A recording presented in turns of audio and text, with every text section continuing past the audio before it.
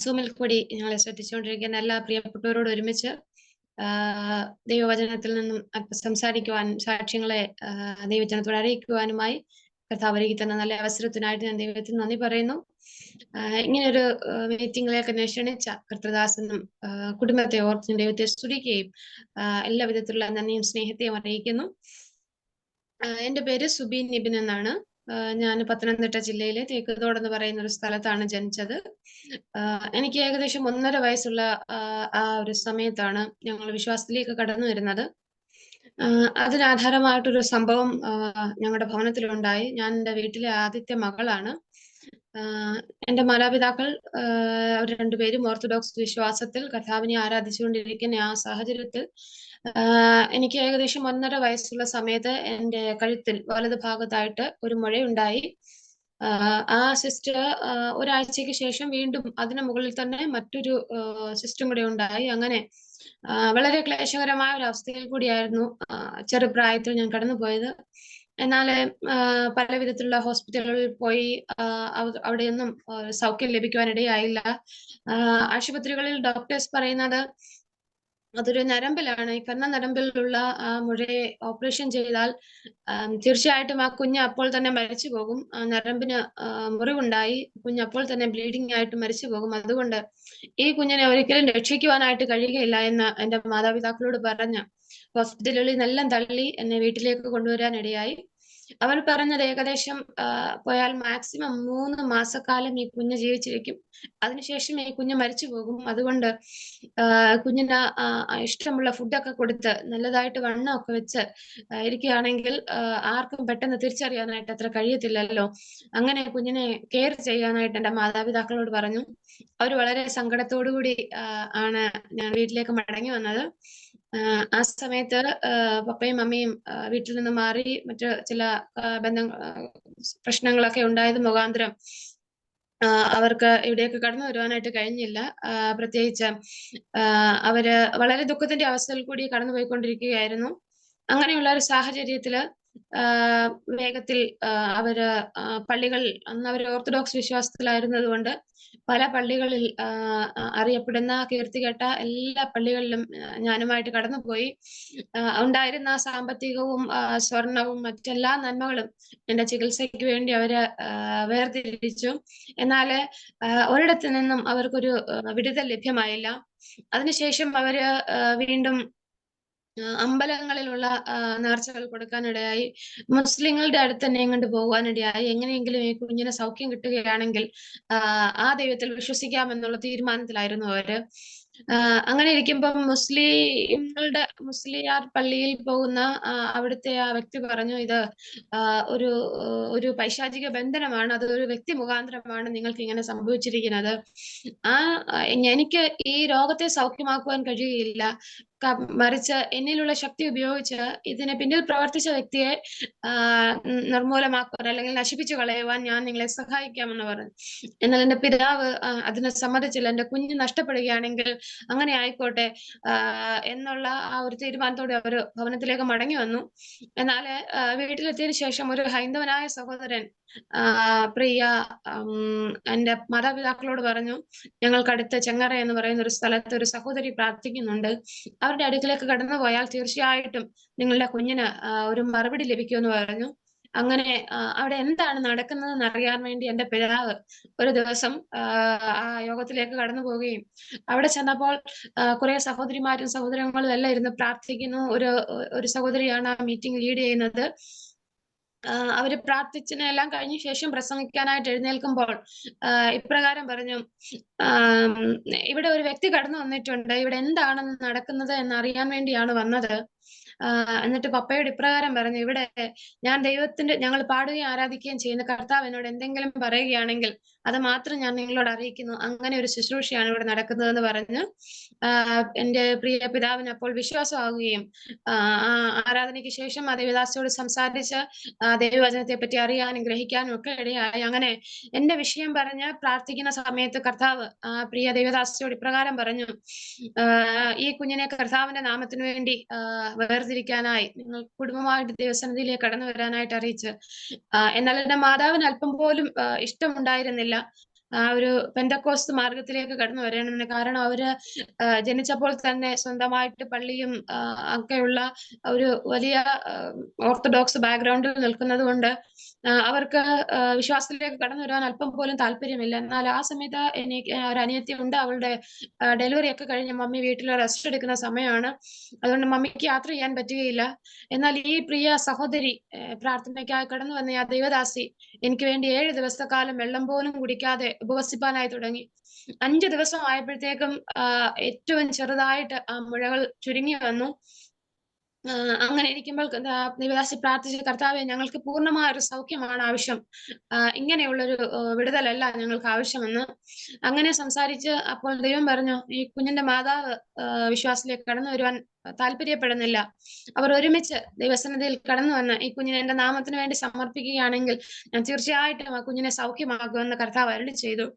ആ വചനത്തിൻ പ്രകാരം വിടുതൽ കണ്ടപ്പോൾ എന്റെ മാതാപിതാക്കൾ ഇരുവരും ദൈവസന്നിധിയിൽ കടന്നു വരികയും ആ പ്രിയ ദേവദാസിനെ കരങ്ങളിലെടുത്ത് ഈ കുഞ്ഞ് എത്രത്തോളം പഠിക്കുന്നു അത്രത്തോളം പഠിച്ചതിന് ശേഷം ഒരു സുവിശേഷ വേലക്കാരിയായി കർത്താവിന്റെ നാമത്തിന് വേണ്ടി ഇറങ്ങി തിരിച്ചു കൊള്ളാമെന്ന് ദൈവനാമത്തിൽ കർത്താവിന്റെ സന്നിധിയിൽ സമർപ്പിക്കുവാനിടയായി.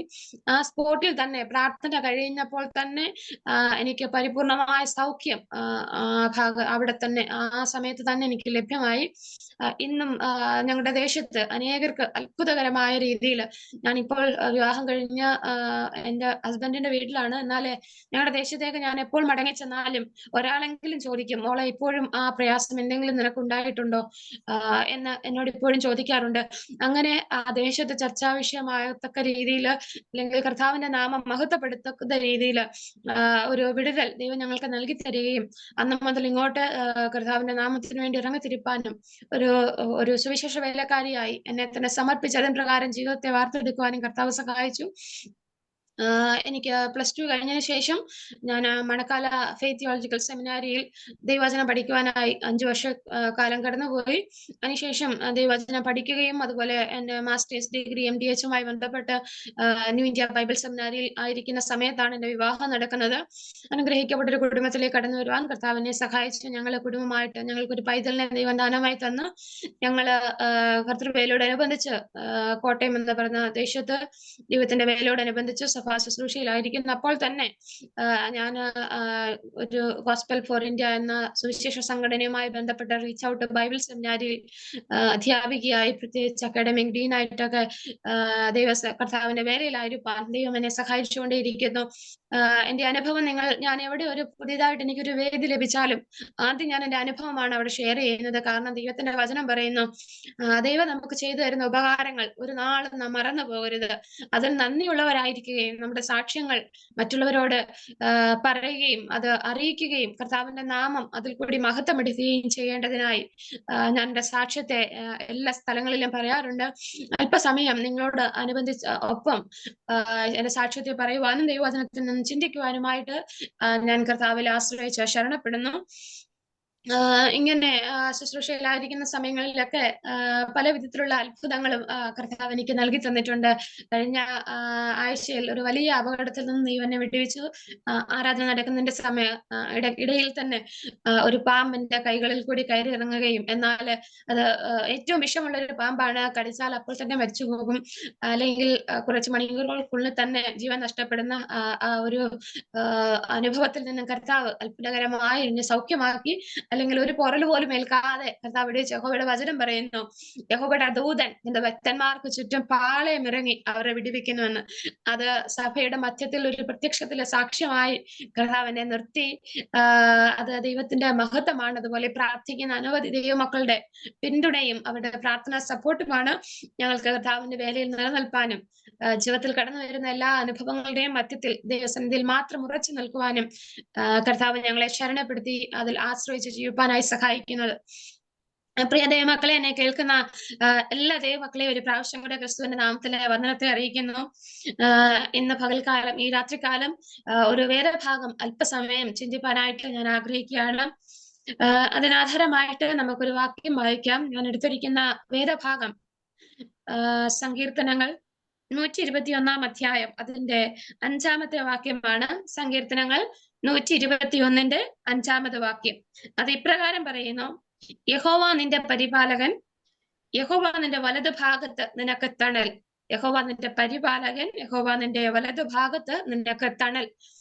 തണൽ എന്ന വിഷയത്തെ പറ്റിയാണ് ഇന്ന് ഈ സന്ധ്യയെങ്കിൽ അല്പസമയം ഞാൻ നിങ്ങളുമായിട്ട് സംസാരിക്കുവാനായിട്ട് ആഗ്രഹിക്കുന്നത്. മലയാളം വാക്ക് തണൽ അല്ല ഇംഗ്ലീഷിൽ ഷാഡോ എന്നതിന്റെ മീനിങ് അല്ലെങ്കിൽ അതിന്റെ അർത്ഥം എന്ന് പറയുന്നത്, നമ്മൾ ഡിക്ഷണറിയിൽ വെച്ച് നോക്കിയാൽ അതൊരു ഡിവൈൻ പ്രൊട്ടക്ഷൻ അല്ലെങ്കിൽ ഒരു റെഫ്യൂജ്, ഒരു അദൃശ്യമായ സംരക്ഷണം എന്നൊക്കെയുള്ള ഒരു മീനിങ് ആണ് വേദഭാഗത്തെ അടിസ്ഥാനമാക്കി നമുക്ക് പറയുവാനായിട്ട് കഴിയുന്നത്. എന്നാൽ ഒരു സാധാരണ ഭാഷയിൽ അല്ലെങ്കിൽ തണൽ എന്ന ഒരു വാക്കിന്റെ അർത്ഥത്തെ നമ്മുടെ സാധാരണ മാനുഷികമായ രീതിയിൽ ചിന്തിക്കുകയാണെങ്കിൽ നമുക്കതിനെ ഡിവൈഡ് ചെയ്യാൻ അല്ലെങ്കിൽ അതിന്റെ ഡെഫിനിഷൻ കൊടുക്കാൻ പറ്റുന്നത് ലൈറ്റ് റേസ് മുഖാന്തരം, അതായത് വെളിച്ചം മുഖാന്തരം രണ്ട് ഒബ്ജക്റ്റുകളെ ഇടയിൽ സംഭവിക്കുന്ന ഒരു പ്രതിഭാസത്തെയാണ് തണൽ എന്ന് പറയുന്നത്. അതിൽ കൂടി നമ്മൾ നോക്കുകയാണെങ്കിൽ ഒരു തണലുള്ള ഭാഗം, പ്രത്യേകിച്ച് നമുക്കറിയാം മരങ്ങൾക്ക് കീഴിൽ എപ്പോഴും തണൽ ഉണ്ടായിരിക്കും, വലിയ ബിൽഡിങ്ങുകൾക്ക് കീഴെ ഒരു തണൽ ഉണ്ടായിരിക്കും, അതുപോലെ തന്നെ വലിയ പാറക്കെട്ടുകൾക്ക് കീഴെ ഒരു തണൽ ഉണ്ടായിരിക്കും, മലനിരകൾക്ക് കീഴിൽ ഒരു തണൽ ഉണ്ടായിരിക്കും. അപ്പം ബൈബിളിൽ നാം നോക്കുകയാണെങ്കിൽ പല ഭാഗത്തും ഒരു തണലിനെ പറ്റി അല്ലെങ്കിൽ അതിന്റെ പ്രവർത്തനങ്ങളെ പറ്റി നമുക്ക് കാണുവാനായിട്ട് സാധിക്കും.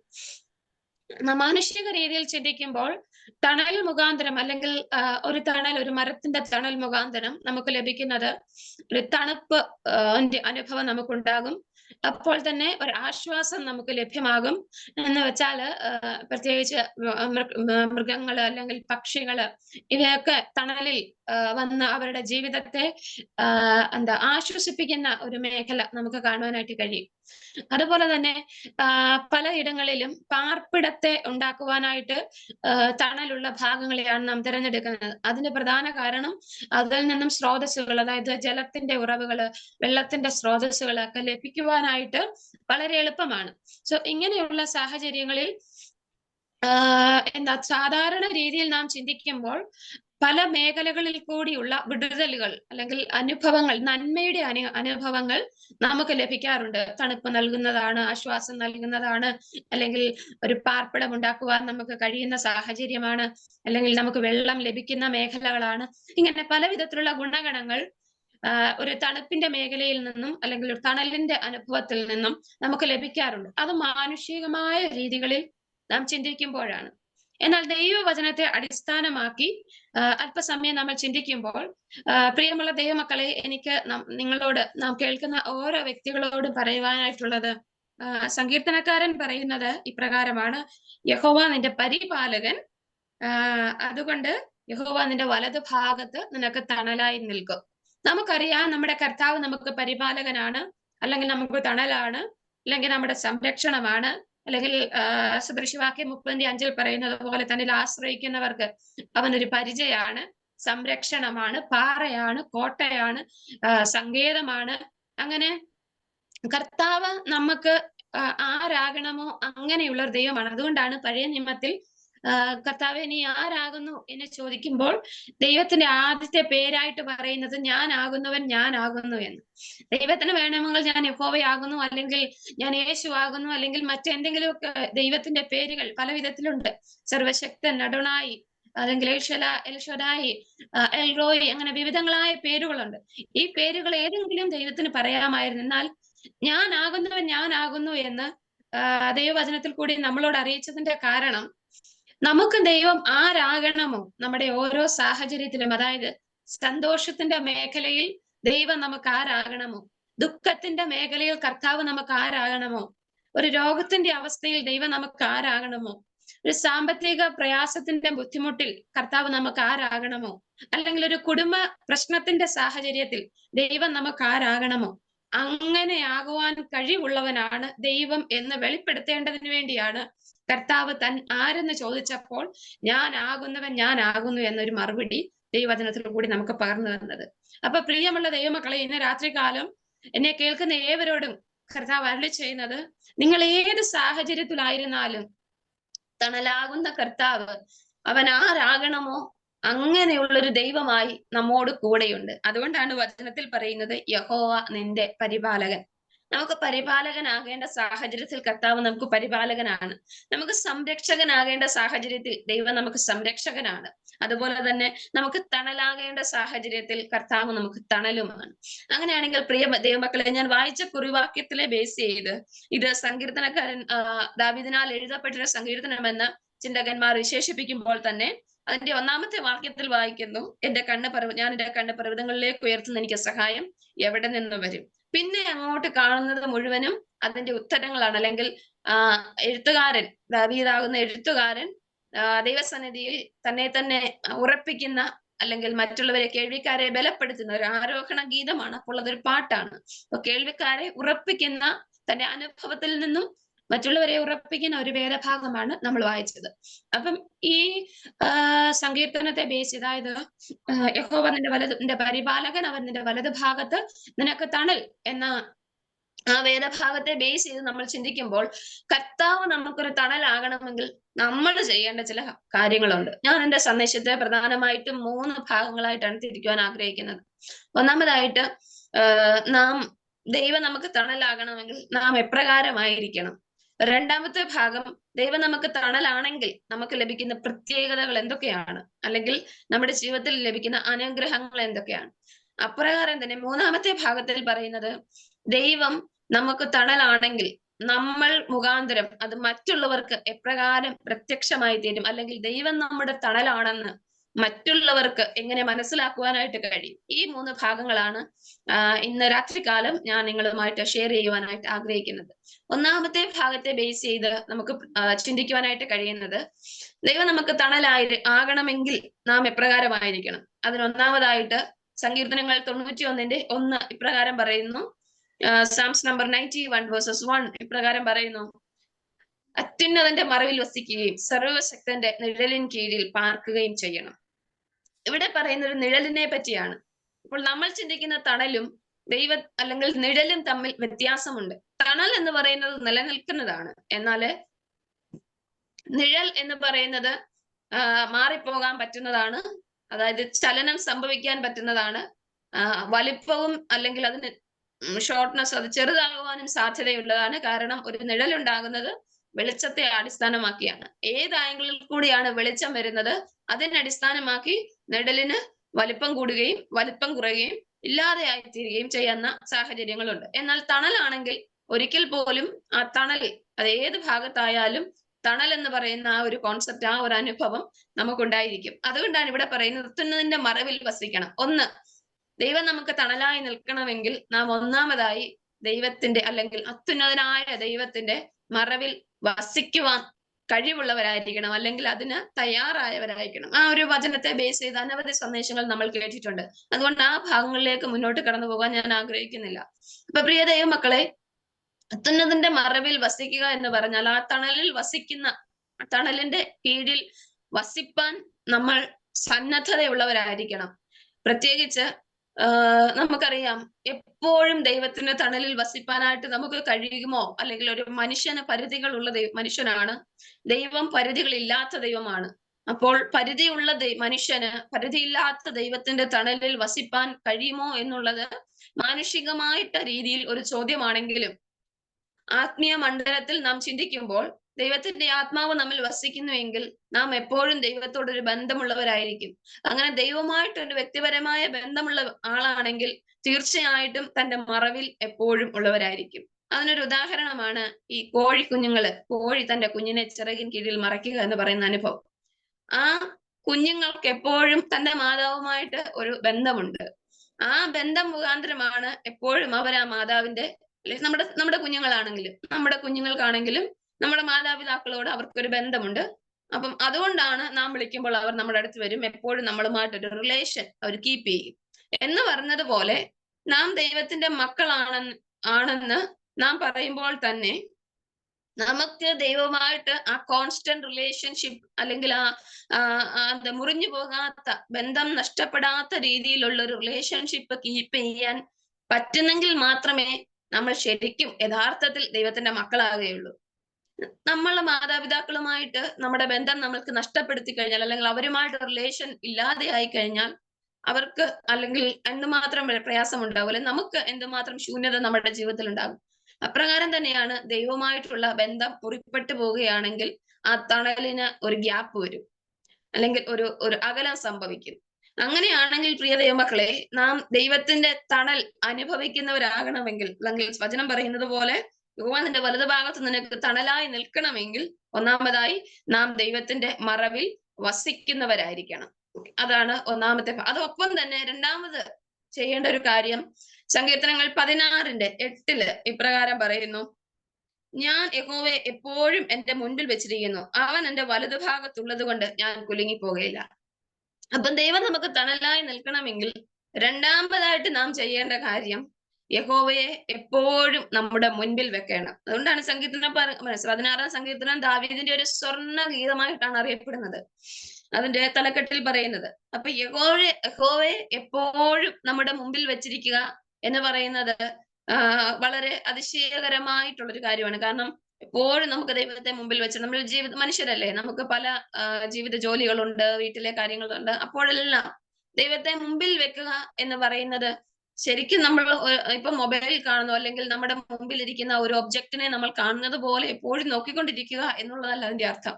നമ്മുടെ കണ്ണ്, നമ്മുടെ ബാഹ്യമായ കണ്ണ്, നമ്മുടെ ബാഹ്യമായ ശരീരം പല മേഖലകളിൽ കൂടി സഞ്ചരിക്കുമെങ്കിലും നമ്മുടെ ആത്മീയ കണ്ണും നമ്മുടെ ആത്മീയ മനസ്സും നമ്മുടെ ആത്മീയ മനുഷ്യനും എപ്പോഴും ദൈവത്തെ മാത്രം മുന്നിൽ വെച്ചിട്ടുള്ളവനായിരിക്കണം. അതുകൊണ്ടാണ് ദൈവവചനത്തിൽ അല്ലെങ്കിൽ നമ്മൾ ബുക്കുകൾ വായിക്കുമ്പോൾ പരദേശി മോക്ഷയാത്ര എന്ന് പറയുന്ന പ്രസിദ്ധമായ ബുക്ക് നമ്മൾ നോക്കുകയാണെങ്കിൽ അതിനകത്തിലെ ആ ക്രിസ്ത്യാനി എന്ന് പറയുന്ന വ്യക്തിയുടെ നോട്ടം എപ്പോഴൊക്കെ ആ കുരിശിൽ നിന്നും മാറിപ്പോകുന്നുവോ അപ്പോഴൊക്കെ താൻ ഏതെങ്കിലും നിരാശ, അല്ലെങ്കിൽ ജഡത്തിന്റെ മോഹങ്ങൾ, മറ്റുള്ള ലോകത്തിന്റെ വേദനകളിലേക്ക് അകപ്പെടുന്നതായിട്ട് കാണാം. പക്ഷെ താൻ എപ്പോഴൊക്കെ ആ ക്രൂശിന്റെ പാതയിലേക്ക് കടന്നു വരുന്നുവോ അപ്പോഴൊക്കെ താൻ വിജയകരമായ രീതിയിൽ തന്റെ ജീവിതത്തെ ജയിച്ചു മുന്നേറുന്നതായിട്ട് കാണാം. അങ്ങനെയാണെങ്കിൽ പ്രിയ ദൈവമക്കളെ, കർത്താവ് നമുക്ക് തണലായി നിൽക്കണമെങ്കിൽ തീർച്ചയായിട്ടും ഒന്നാമത് നാം അത്യുന്നതന്റെ മറവിൽ വസിക്കണം. രണ്ടാമത് യഹോവയെ തന്റെ മുൻപിൽ വെക്കണം. ദൈവത്തെ നമ്മുടെ മുമ്പിൽ വെക്കുകയാണെങ്കിൽ മാത്രമേ, അല്ലെങ്കിൽ അത്യുന്നതന്റെ മറവിൽ വസിക്കുകയാണെങ്കിൽ മാത്രമേ കർത്താവ് നമുക്ക് തണലായി നിൽക്കുകയുള്ളൂ. നാം ദൈവസന്നിധിയിൽ നിന്നും അകന്നു മാറിയിട്ട് ദൈവം എന്നെ സംരക്ഷിക്കുന്നില്ല, എന്റെ ജീവിതത്തിൽ ഇന്ന കാര്യങ്ങൾ സംഭവിക്കുന്നു, ഇന്ന നെഗറ്റീവുകൾ സംഭവിക്കുന്നു എന്ന് പരാതി പറയുന്നത് അത് ജഡത്തിന്റെ സ്വഭാവമാണ്. എന്നാൽ കർത്താവ്, നാം ദൈവത്തിന്റെ സന്നിധിയിൽ ഉറപ്പായിട്ടും വിശ്വസ്തയോടെ നിൽക്കുകയാണെങ്കിൽ തീർച്ചയായിട്ടും നമ്മുടെ എല്ലാ ജീവിത സാഹചര്യത്തിലും ദൈവം നമ്മെ കരം പിടിച്ച് കാക്കുകയും അവൻ നമുക്ക് തണലായി നിൽക്കുകയും ചെയ്യുന്ന ദൈവമാണ്.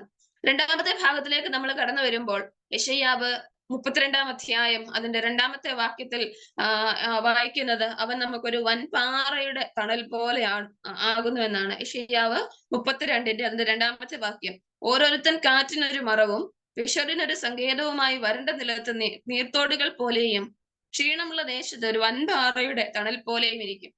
ഈ വൻപാറയുടെ പ്രത്യേകതയെ പറ്റി നമ്മൾ ചിന്തിക്കുകയാണെങ്കിൽ നമുക്കറിയുവാനായിട്ട് കഴിയുന്നത്, ഈ പാറ എന്ന് പറയുന്നത്, അതിലും വൻപാറ എന്ന് പറയുന്നത്, അതായത് ഹ്യൂജ് റോക്ക് എന്ന് വെച്ചാൽ അത് ഒരിക്കലും ഇളക്കുവാൻ കഴിയുകയില്ല, നല്ല അടിസ്ഥാനമുള്ളതാണ്, ഒരിക്കലും മനുഷ്യനോ മറ്റൊരു ശക്തികൾക്കോ ചലിപ്പിക്കുവാൻ കഴിയത്തില്ല. അങ്ങനെയുള്ള ഒരു വൻ പാറയുടെ തണൽ പോലെ ദൈവം നമുക്കായിരിക്കുമെന്നാണ്. നാം ദൈവത്തിന്റെ യഹോവയെ മുൻപിൽ വെച്ച് അതിന്റെ മറവിൽ വസിക്കുന്നവരാണെങ്കിൽ തീർച്ചയായിട്ടും ദൈവം നമുക്ക് വൻ പാറയുടെ തണൽ പോലെ നമ്മുടെ ജീവിത സാഹചര്യത്തിൽ നിൽക്കും. ഒരുപക്ഷെ പല സ്ഥലങ്ങളിൽ നിന്നും കാറ്റുകൾ ആഞ്ഞടിക്കുമായിരിക്കും. അലർന്ന സിംഹം പോലെ ആരെ വിഴുങ്ങേണ്ടു എന്ന് നോക്കി നടക്കുന്ന ഒരു പൈശാചികൻ വാഴുന്ന ഭൂമിയിലാണ് നാം ആയിരിക്കുന്നത്. അങ്ങനെയുള്ളപ്പോൾ സാമ്പത്തികമുള്ളവരെന്നോ അല്ലെങ്കിൽ സാമ്പത്തികം കുറഞ്ഞവരെന്നോ അല്ലെങ്കിൽ സമൂഹത്തിൽ ഏത് ലെവലിൽ ജീവിക്കുന്നവരെന്നോ എന്നോ ചിന്തിക്കാതെ വണ്ണം പിശാച് ആരെ വിഴുങ്ങേണ്ടു എന്ന് ചിന്തിച്ച് ചുറ്റി നടക്കുകയാണ്. അപ്പോൾ പ്രിയമുള്ള ദൈവമക്കളെ, നാം കർത്താവിന്റെ പാതയിൽ നിൽക്കുമ്പോൾ തീർച്ചയായിട്ടും നമുക്ക് പ്രതികൂലമുണ്ട്. നമുക്ക് പോരാട്ടമുള്ളത് വാഴ്ചകളോട്, ജഡരക്തങ്ങളോടല്ല, വാഴ്ചകളോടും അധികാരങ്ങളോടുമാണ്. അങ്ങനെയെങ്കിൽ ആ മാനുഷിക ശക്തികളുടെ ഇടപെടലുകൾ നമ്മുടെ ജീവിതത്തിൽ എപ്പോഴും ഉണ്ടാകും. അതിന് മുഖാന്തരം ഉണ്ടാകുന്ന വൈഷമ്യങ്ങൾ, അതായത് രോഗമായും ക്ഷീണമായും ബുദ്ധിമുട്ടുകളായും പ്രയാസങ്ങളായിട്ടും ഒക്കെ നമ്മുടെ ജീവിതത്തിൽ ആഞ്ഞടിക്കും. എന്നാൽ നാം ദൈവത്തിന്റെ തണലിലാണോ നിൽക്കുന്നത്, അല്ലെങ്കിൽ ദൈവത്തെ നമ്മുടെ മുൻപിൽ വെച്ച് അവന്റെ മറവിൽ വസിക്കുന്നവരാണോ? അങ്ങനെയെങ്കിൽ തീർച്ചയായിട്ടും ഒരു വൻ പാറയുടെ തണൽ പോലെ, ഒരു മാറ്റമില്ലാത്ത അനുഭവം പോലെ, അല്ലെങ്കിൽ മറ്റാർക്കും കളയാൻ കഴിയാത്ത ഒരു വിടുതലായി ദൈവത്തിന്റെ സാന്നിധ്യം നമ്മുടെ ജീവിതത്തിൽ ഇറങ്ങി വരുവാനായിട്ട് കഴിയും. ദൈവം നമുക്ക് സംരക്ഷകനായിട്ട് നിൽക്കുവാനായിട്ട് കഴിയും. പ്രിയപ്പെട്ട ദൈവമക്കളെ, എന്നെ കേൾക്കുന്ന ഏവരോടും എനിക്ക് പറയുവാനായിട്ടുള്ളത്, അവൻ നമ്മെ ഒരു വൻപാറയുടെ തണല് പോലെ സംരക്ഷിക്കും. എത്ര പ്രയാസങ്ങൾ വന്നാലും, എത്ര ബുദ്ധിമുട്ടുകൾ വന്നാലും, എത്ര എന്തൊക്കെ ജീവിതത്തിൽ കടന്നു വന്നെന്ന് പറഞ്ഞാലും, ദൈവം നമ്മെ സംരക്ഷിക്കുന്ന ഒരു ദൈവമാണ്. അവൻ നമ്മെ തണലായി, അവൻ നമുക്ക് തണലായി നമ്മുടെ എല്ലാ സാഹചര്യത്തിലും നമ്മോട് കൂടെ വരുന്ന ദൈവമാണ്. അതുപോലെ യെശയ്യാവിന്റെ പുസ്തകം 25-ാം അധ്യായം 4-ാം വാക്യം വായിക്കുമ്പോൾ ഒരു സംരക്ഷിക്കുന്ന ദൈവമായിട്ട് നമുക്ക് കാണുവാനായിട്ട് കഴിയും. യെശയ്യാവിന്റെ പുസ്തകം 25-ാം അധ്യായം 4-ാമത്തെ വാക്യം, ഭയങ്കരന്മാരുടെ ചീറ്റിൽ മതിലിന്റെ നേരെ കൊടുങ്കാറ്റ് പോലെ അടിക്കുമ്പോൾ നീ എളിയവൻ ഒരു ദുർഗവും, ദരിദ്രന് അവന്റെ കഷ്ടത്തിൽ ഒരു കോട്ടയും, കൊടുങ്കാറ്റിൽ ഒരു ശരണവും, ഉഷ്ണത്തിൽ ഒരു തണലുമായിരിക്കുന്ന ദൈവമാണ് നമുക്ക്. മൊത്തം വായിക്കുന്നത് ഭയങ്കരന്മാരുടെ ചീറ്റിൽ, അതായത് ഭീതിപ്പെടുത്തുന്ന, നശിപ്പിച്ചു കളയുവാൻ കഴിയുന്ന, ലോകപ്രകാരം സകല ശക്തിയും ഉള്ള വ്യക്തികൾ നമുക്കെതിരെ കടന്നു വരുന്ന സാഹചര്യത്തിൽ ദൈവം നമുക്കൊരു തണലായി നമ്മോട് കൂടെയുള്ളവനാണ്. ഇന്ന് രാത്രികാലം ദൈവം നമ്മെ ഉറപ്പിക്കുന്ന ഒരു അനുഭവമാണ്, ഇതൊരു സന്ദേശമാണിത്. കർത്താവ് നമുക്ക് തണലായി കൂടെയുണ്ട്.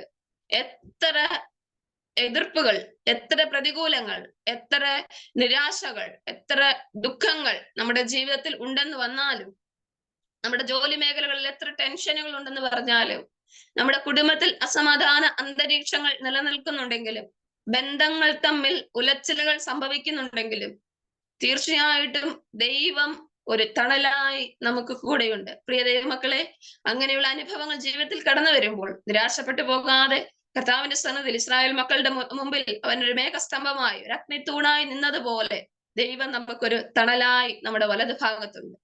അങ്ങനെയുള്ള ദൈവത്തിൽ നമുക്ക് നമ്മളെ തന്നെ ആശ്രയിച്ച് സമർപ്പിക്കാം. മൂന്നാമത്തെ ഭാഗത്തിലേക്ക് വരുമ്പോൾ, അപ്പോസ്തല പ്രവർത്തികൾ 5-ാം അധ്യായം 15-ാമത്തെ വാക്യം, ആക്ട്സ് ചാപ്റ്റർ 5:15 ഇപ്രകാരം പറയുന്നു, അപ്പോസ്തലനായ പത്രോസ് കടന്നു പോകുമ്പോൾ അവന്റെ നിഴലെങ്കിലും വീണിട്ട്, അല്ലെങ്കിൽ അവന്റെ ഷാഡോ നമ്മുടെ വീണിട്ട് സൗഖ്യമാകേണ്ടതിനായി രോഗികളെ കൊണ്ടുവരികയും വിവിധ നാടുകളിൽ നിന്നും രോഗികളെ കൊണ്ടുവന്ന് വഴിയരികിൽ കിടത്തുന്ന ഒരു അനുഭവത്തെ പറ്റി കാണുവാനായിട്ട് കഴിയും. പരിശുദ്ധനായ ദൈവം, അല്ലെങ്കിൽ സ്വർഗസ്ഥനായ പിതാവ് നമുക്ക് തണലായി നിൽക്കുമ്പോൾ നാം മറ്റുള്ളവർക്കും ഒരു തണലായി തീരുവാനായിട്ട് ഇടയായിത്തീരും. അവിടെ രോഗികൾ സൗഖ്യമായി, ബാധകളുള്ളവർ സൗഖ്യമാകുന്നതായി, ഭൂതങ്ങൾ അലറി മാറുന്നതായിട്ട്, അനവധി സൗഖ്യങ്ങൾ നടക്കപ്പെടുന്നതായിട്ട് നാം ദൈവവചനത്തിൽ വായിക്കുന്നുണ്ട്. അങ്ങനെയുണ്ടെങ്കിൽ പ്രിയ ദൈവമക്കളെ, നാം ദൈവമക്കൾ, അല്ലെങ്കിൽ ദൈവം നമുക്ക് തണലായി നിൽക്കുന്ന അനുഭവത്തിലാണെങ്കിൽ തീർച്ചയായിട്ടും നമ്മൾ മറ്റുള്ളവർക്കും ഒരു തണലായി മാറും. എങ്ങനെയാണെന്ന് ചോദിച്ചാൽ, നമ്മുടെ സഭയിൽ, നമ്മുടെ സമൂഹത്തിൽ, നമ്മുടെ ചുറ്റുപാടുകളിൽ, നമ്മുടെ ദേശത്ത് കർത്താവിനെ സാക്ഷിക്കുന്നവരായി, ദൈവത്തിന്റെ സ്വഭാവം മറ്റുള്ളവരിൽ പ്രതിഫലിക്കുന്നവരായി, മറ്റുള്ളവരെ സ്നേഹിക്കുന്നവരായി, കരുതുന്നവരായി, ആത്മീയ മേഖലയിൽ കൈപിടിച്ച് വളർത്തുന്നവരായി, അല്ലെങ്കിൽ അവരുടെ വിഷയങ്ങളെ അറിഞ്ഞ് മനസ്സിലാക്കി അവരുടെ ഹൃദയത്തോട് ചേർന്ന് വസിച്ച് നശിച്ചു പോകുന്ന ഒരു തലമുറയെ, അല്ലെങ്കിൽ നശിച്ചു പോകുന്ന ഒരു ലോകത്തിൽ നിന്നും ചിലരെ കൂടി നിത്യരാജ്യത്തിലേക്ക് വലിച്ചെടുത്ത് കർത്താവിന് പ്രയോജനമുള്ള മാനപാത്രങ്ങളാക്കി കൊണ്ടുവരുവാൻ ദൈവം നമ്മെ ഉപയോഗിക്കും. അതിനാവശ്യമായിട്ടുള്ളത് നാം ദൈവത്തിന്റെ തണലിൽ വസിക്കണം.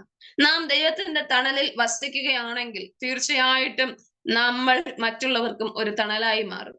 പ്രിയ ദൈവമക്കളെ, കർത്തദാസൻ ദാസിമാരെ, ഇന്ന് രാത്രികാലം നമ്മൾ കേൾപ്പിച്ച് ദൈവവചനം നമ്മളോട് സംസാരിച്ച് ഒരു തണുപ്പ് നൽകുന്ന, ആശ്വാസം നൽകുന്ന, ഒരു പാർപ്പിടമായി തീരുന്ന, ഒരു നന്മ നൽകി തരുന്ന തണലാകുന്ന ദൈവത്തിന്റെ സന്നിധിയിൽ വസിക്കേണ്ടതിന് നമ്മെ തന്നെ കർത്താവിന്റെ കരങ്ങളിലേക്ക് സമർപ്പിച്ചു കൊടുക്കുക.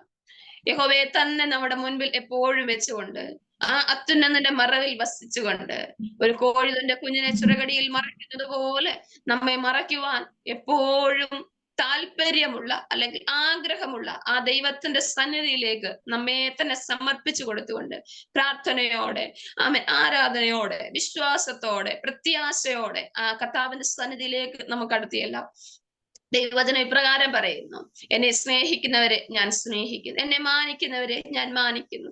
ദൈവത്തോട് അടുത്ത് ചെല്ലുവിൻ, എന്നാൽ അവൻ നിങ്ങളോട് അടുത്ത് വരും. അപ്പം തണലാകുന്ന ദൈവത്തോട് അടുത്ത് ചെല്ലുവാൻ നാം തയ്യാറാണെങ്കിൽ കർത്താവ് നമ്മോടും അടുത്തു വരുവാൻ കഴിവുള്ള ദൈവമാണ്. ദൈവജനത്തിൽ വായിക്കുന്നു, അവൻ നിഷ്കളങ്കനോട് നിഷ്കളങ്കനാകുന്ന ദൈവമാണ്. അവൻ വക്രനോട് വക്രത കാണിക്കുന്ന ദൈവമാണ്. നാം ദൈവത്തോട് നിഷ്കളങ്കതയോടെ, ദൈവത്തോട് സ്നേഹത്തോടെ, ദൈവത്തോട് കരുതലോടെ, ദൈവത്തോട് പ്രത്യാശയോടെ, സ്നേഹത്തോടെ അടുത്ത് ചെല്ലാം. അബ്രഹാമിനെ പറ്റി നമ്മൾ കാണുന്നുണ്ട്. അബ്രഹാം ദൈവത്തിന്റെ സ്നേഹിതൻ എന്ന് വിളിക്കപ്പെട്ടതായി കാണുന്നു. പ്രിയപ്പെട്ടവരെ, നമ്മളെ പറ്റി കർത്താവ് അപ്രകാരം ഒരു സാക്ഷ്യം പറയുമോ എന്ന് ഇന്ന് പകൽ നമുക്ക് ചിന്തിച്ചു നോക്കാം. ഈ രാത്രികാലം നമുക്ക് ചിന്തിച്ചു നോക്കാം. ദൈവത്തിന്റെ സ്നേഹിതനായി, അവന്റെ ഹൃദയം അറിയുന്ന, അല്ലെങ്കിൽ ദൈവത്തിന്റെ ഇഷ്ടം മനസ്സിലാക്കി അവന്റെ തണലിൽ വസിച്ചുകൊണ്ട് മറ്റുള്ള അനേകർക്ക് ഒരു തണലായി മാറുന്ന ഒരു ആത്മീയ അനുഭവത്തിലേക്ക്, ഭൗതികമായ കാര്യങ്ങളല്ല, അതിലൊക്കെ ഉപരിയായി ഒരു ആത്മീയമായി മറ്റുള്ളവർക്ക് ഒരു തണലായി മാറുവാൻ, മറ്റുള്ളവരെ വളർത്തിയെടുക്കുവാൻ, കർത്താവിന്റെ വേലയിൽ അവരെ കൈത്താങ്ങൽ കൊടുക്കുവാൻ, അല്ലെങ്കിൽ അവരെ ദൈവസന്നിധിയിൽ ഉറപ്പിച്ചു നിർത്തുവാൻ, ക്ഷീണിച്ചു പോകുന്നവർക്ക് ബലമുള്ള ഒരു കരമായി സമർപ്പിച്ചു കൊടുക്കുവാൻ നമ്മളെ കൊണ്ട് പറ്റുന്നുവെങ്കിൽ അതാണ് ദൈവത്തിന്റെ അനുഭവം, അല്ലെങ്കിൽ അത്തണൽ പ്രാപിക്കുന്ന ഒരു വ്യക്തിയിൽ ഉണ്ടാകേണ്ടത്. അങ്ങനെയാണെങ്കിൽ മാത്രമേ നമുക്ക് മറ്റുള്ളവർക്ക് ഒരു തണലായി മാറുവാനായിട്ട് കഴിയുള്ളൂ. അവർ ക്രിസ്തുവിനെ അറിയത്തുള്ളൂ. നമ്മൾ ക്രിസ്തുവിന്റെ പത്രങ്ങളാകുമ്പോൾ, ഒരു ന്യൂസ് പേപ്പറിൽ കൂടി എപ്രകാരം ലോകം വാർത്തകൾ അറിയുന്നുവോ അപ്രകാരം നമ്മളെ തന്നെ ക്രിസ്തുവിന്റെ പത്രങ്ങളാക്കിയ ദൈവസന്നിധിയിലേക്ക് നമുക്ക് സമർപ്പിച്ചു കൊടുക്കാം. ഒരു വാക്ക് നമുക്ക് പ്രാർത്ഥിക്കാം. സ്വർഗസ്ഥനായ ഞങ്ങളുടെ പിതാവേ, ഈ നല്ല അനുഗ്രഹിക്കപ്പെട്ട രാത്രിയാമത്തിനായി സ്തോത്രം ചെയ്യുന്നപ്പ, അല്പസമയം ഞങ്ങൾക്ക് അങ്ങയുടെ വചനത്തിന്റെ മുൻപാകെ ആയിരിക്കാൻ ദൈവം ഞങ്ങളെ സഹായിച്ചല്ലോ. പ്രത്യേകിച്ച് കർത്താവ്, ഇന്ന് പകൽക്കായി രാത്രികാലം ദൈവം ഞങ്ങളെ കേൾപ്പിച്ചതുപോലെ യഹോവയായ ദൈവം ഞങ്ങൾക്കൊരു പരിപാലകനായി, ഒരു സംഗീതമായി ഞങ്ങളോട് കൂടെ ഇരുന്ന് അനുഗ്രഹിച്ച് മുമ്പോട്ടുള്ള ഞങ്ങളുടെ ജീവിത മേഖലകളിലെല്ലാം കർത്താവിന്റെ തണൽ പ്രാപിച്ചെടുത്ത് മറ്റുള്ളവർക്ക് ഒരു തണലായി മാറുവാൻ ദൈവം ഞങ്ങളെ സഹായിക്കുമാറാകണമേ. വിശേഷ ഈ സഭയെ വചനം കേട്ട എല്ലാ ദൈവവചനത്തെയും ദൈവകരങ്ങളിലേക്ക് സമർപ്പിക്കുന്നു. രാത്രികാലം ഞങ്ങൾ എല്ലാവരും ഒരുമിച്ച് അനുഗ്രഹിച്ചാട്ട്. കർത്താവ് പ്രാർത്ഥന കേട്ടിരിക്കാലെ സ്തോത്രം, യേശുവിൻ നാമത്തിൽ തന്നെ. ആമേൻ. താങ്ക് യു മോളെ. ഹല്ലേലൂയ. അനുഗ്രഹിക്കപ്പെട്ടതായ ഒരു